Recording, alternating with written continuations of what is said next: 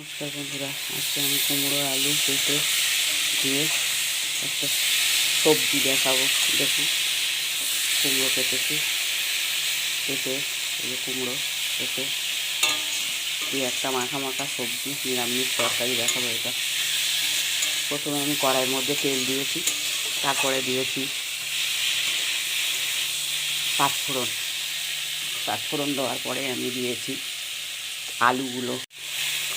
আলু বেটে কুমড়ো সব দিয়ে একটুখানি ভেজে নিয়েছি।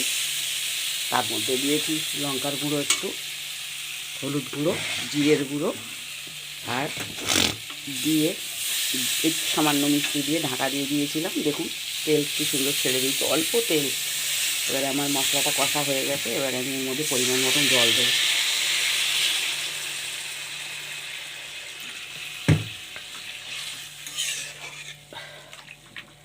একটু মাখা মাখা হবে তরকারিটা।